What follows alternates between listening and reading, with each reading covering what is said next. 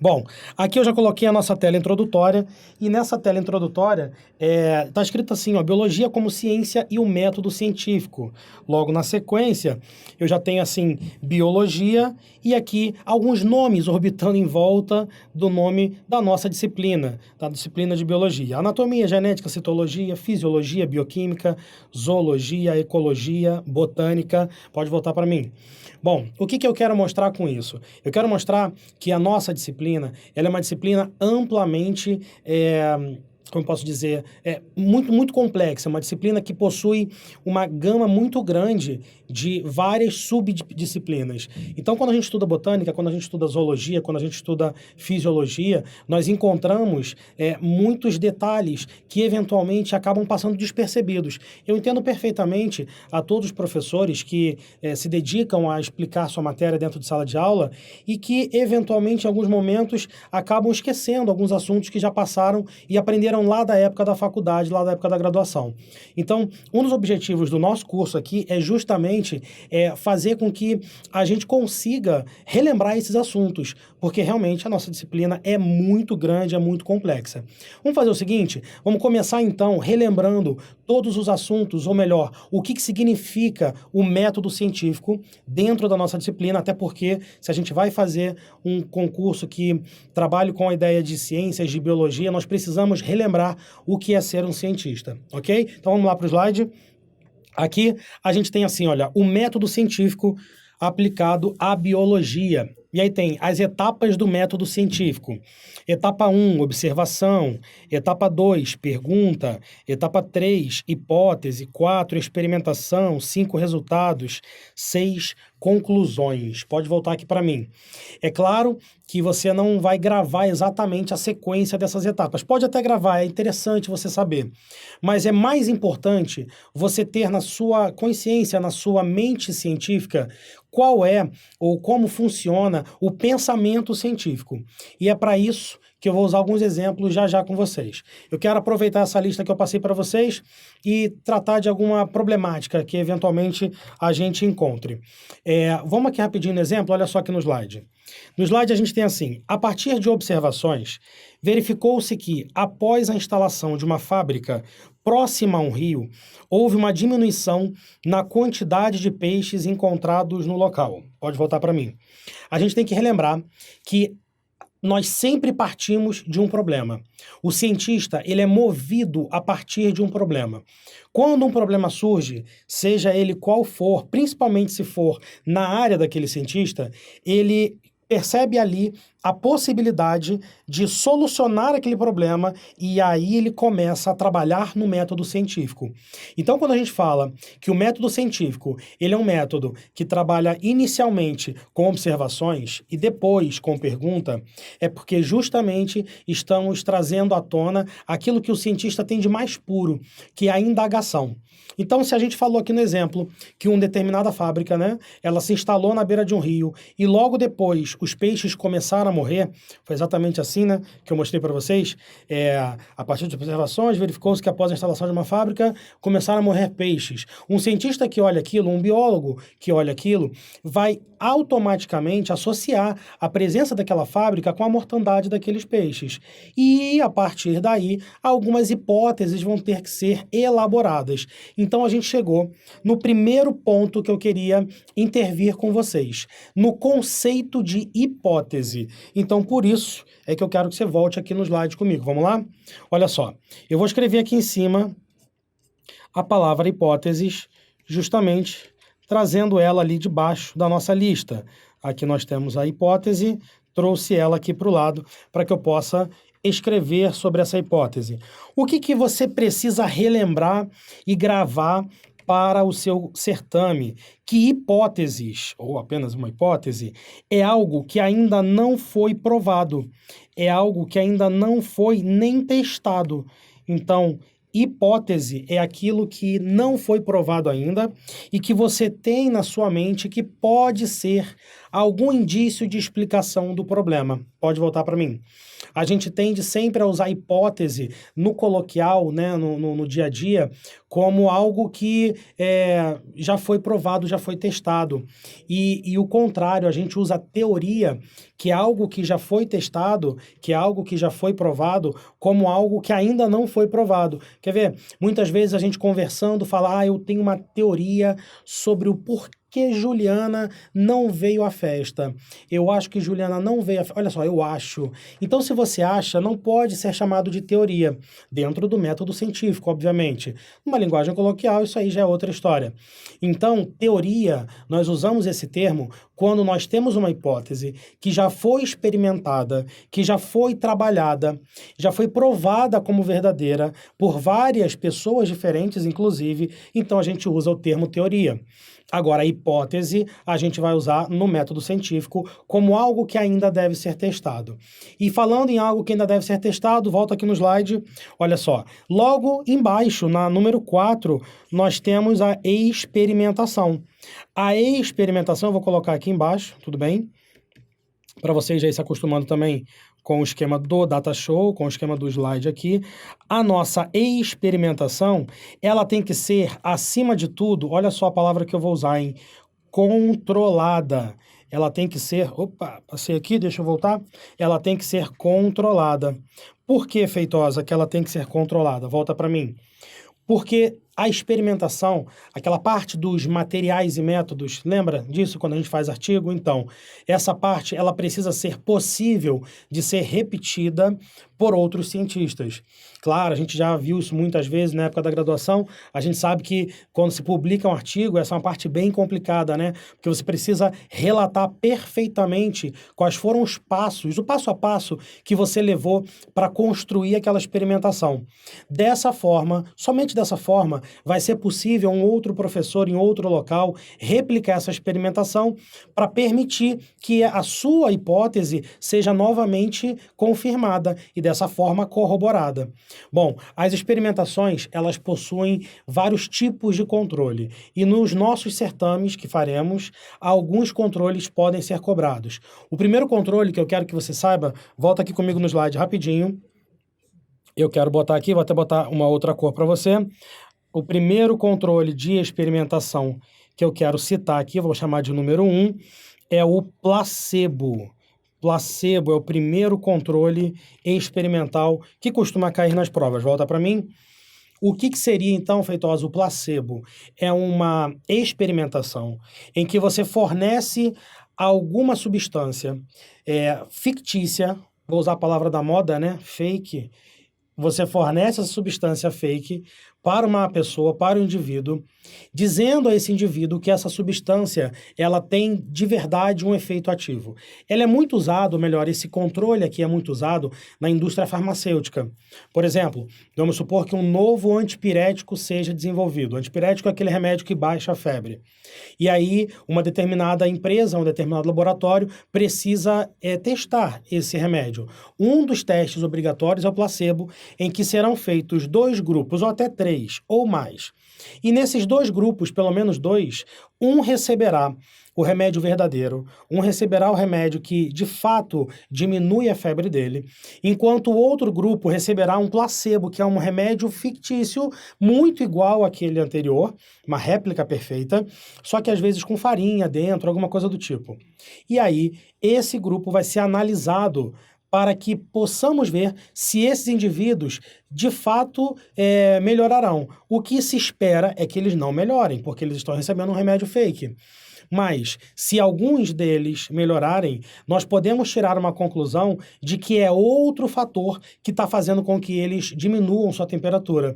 E aí o remédio vai ter que ser reformulado, vai ter que ser revisto o tipo de experimento, então por isso que é importante o placebo. Como curiosidade, para quem é um pouco mais antigo aí, que nem eu, deve se lembrar que houve uma época, há um tempo atrás, que um desses remédios que são usados como placebo no experimento, eles sem querer foram confundidos, foram embalados e foram servidos à população, e aí eram anticoncepcionais. Olha o problema. Chegando anticoncepcionais placebo na farmácia.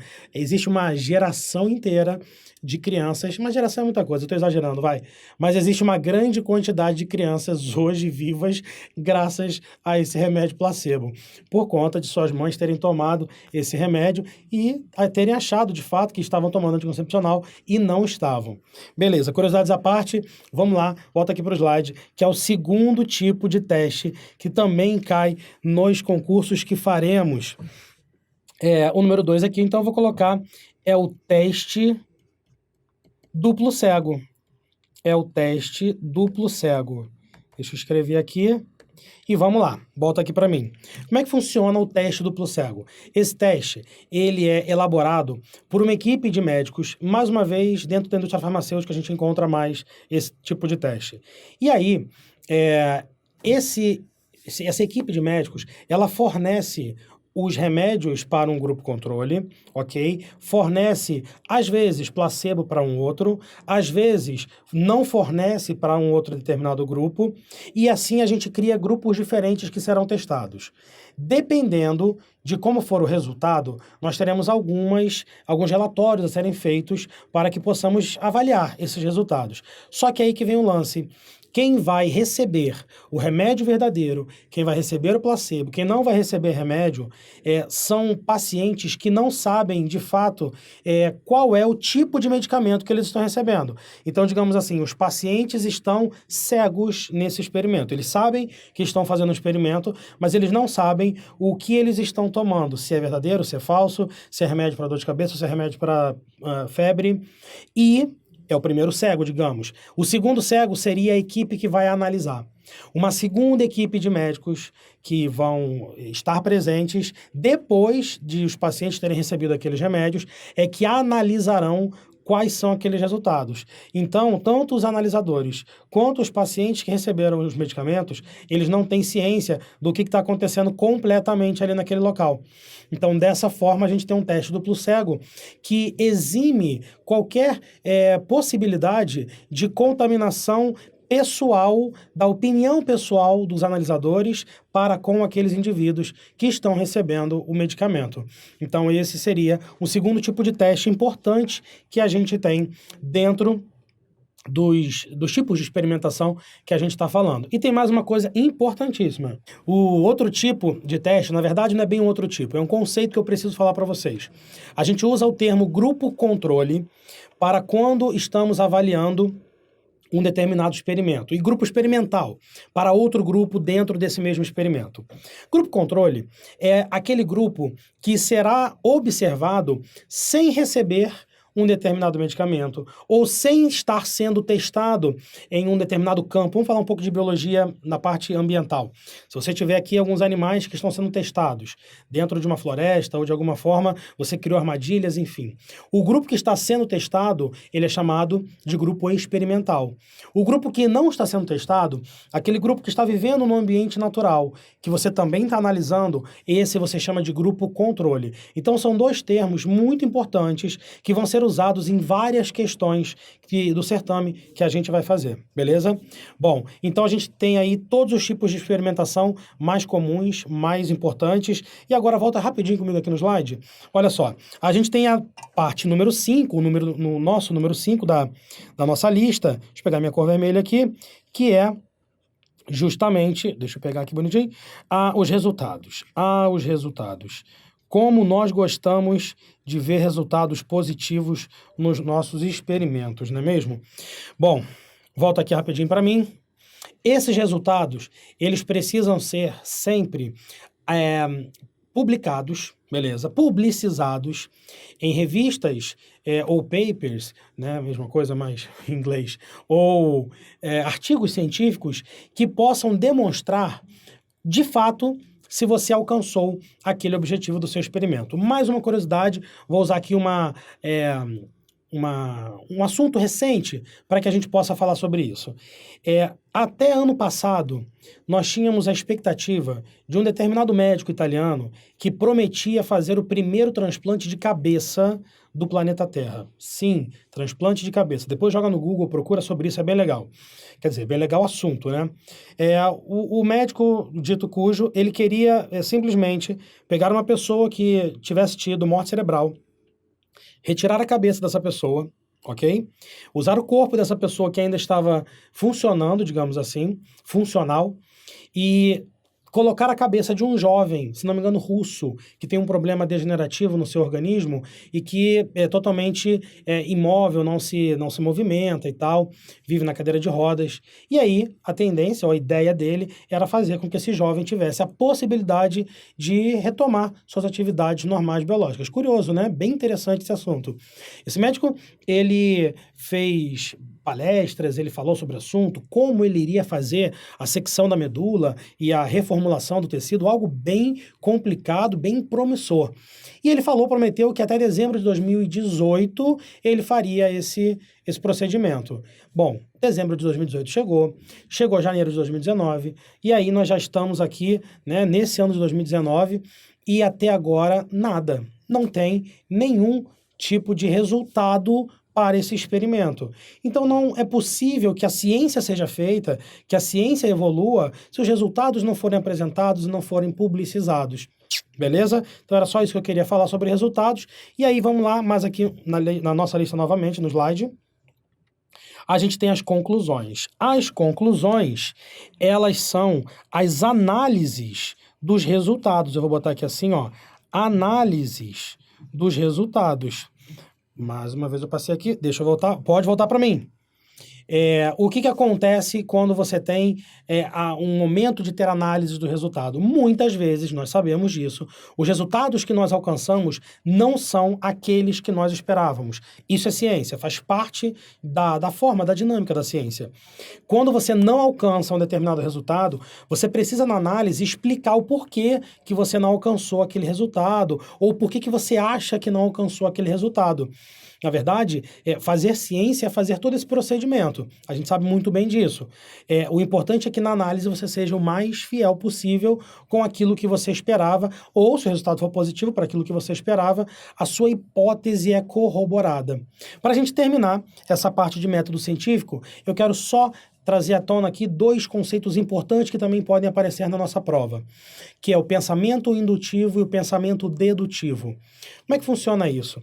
Quando você se encontra numa situação, lá no início daquela lista, em que você viu um problema e que você está querendo achar uma solução, o que te faz chegar a uma conclusão, ou o que te faz pensar numa solução, para uma hipótese, é o seu pensamento indutivo. Você é induzido a pensar determinada coisa, principalmente pelas suas experiências prévias. Você que é biólogo, quando você vê uma fábrica, voltei por exemplo, hein? Quando você vê uma fábrica se instalando do lado de uma represa ou do lado de uma região que tem um rio, né? Um epinociclo, né, como a gente chama ali, epinociclo não, liminociclo, desculpa, naquela região onde tem ecossistemas de água doce, a gente já é impelido a pensar que a fábrica está jogando alguma substância tóxica naquele rio. A gente já começa a pensar em eutrofização, a gente já começa a pensar, talvez até em magnificação trófica, em problemas que naturalmente nós conhecemos. É porque somos biólogos. Talvez um outro pesquisador de uma outra área pensasse outra coisa. Isso é o pensamento indutivo. Tranquilo? Depois que você já formulou a hipótese e que você já fez a experimentação, e a experimentação tá funcionando, tá provando aquilo, então assim você usa o pensamento dedutivo. Você deduz que o resultado daquela experimentação deve ser determinada coisa por conta também do seu conhecimento prévio dentro da sua ciência, beleza? Então, esses dois conceitos para terminar essa parte, mas agora vamos falar de outro exemplo. Volta aqui para mim no slide. Esse foi o primeiro exemplo que eu mostrei para vocês, ok? Então tem lá a partir da observação, né? Verificou-se que a instalação de uma fábrica próximo ao rio, houve o local. Gente, vamos pensar aqui, provavelmente, tá? Nesse processo, aqui ó, no slide, ó. Provavelmente esse processo pode ser uma eutrofização, que nós vamos falar aqui no curso, ok?